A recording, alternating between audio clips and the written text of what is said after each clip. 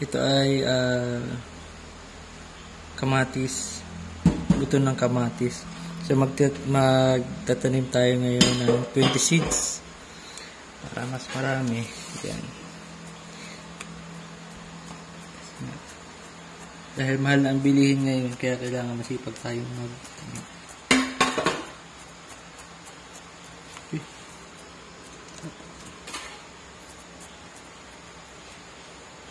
Hybrid tomato. Maliliit na kamatis yan pala. Hybrid? Ay, gano'n ba? Pero ito. Ikaw lalaki yan.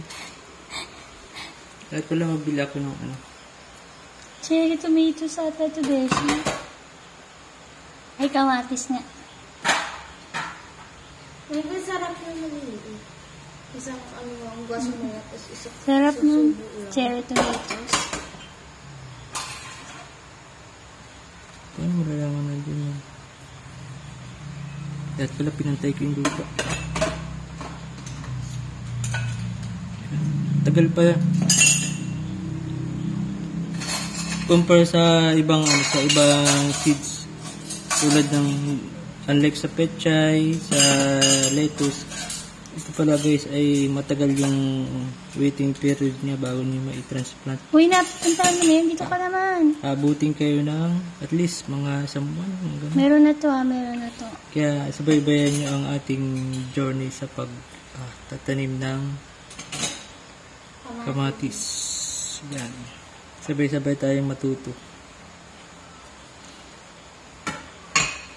Dito pa, dito pa. So kung may mga expert na nanonood dyan kung paano itanim ang kamatis ng malusog, matataba, mas maraming bunga, comment nyo lang. Share your knowledge kang. Yeah. So yan.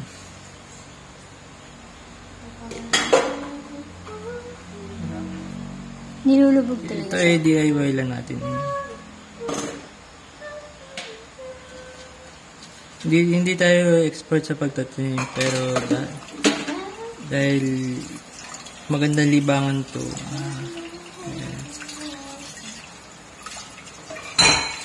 Saka ang isa pagka maganda may tanim ka, mayroon kang sariling Kaso, kapag nandiyan na yung papaya ka na lang kasi dahil kumuha. wala nang mas May umani. wala nang mas Sasakit. sasaya pa o mas pinakamasarap sa pakiramdam na kapag yung tinanim mo ay ikaw yung mag-aani. Pero walang masasakit kung nakikita mo yung inanim mo. Iba kung kinuha na ng iba. Ibang Iba na inabang. Iba ang nakinabang.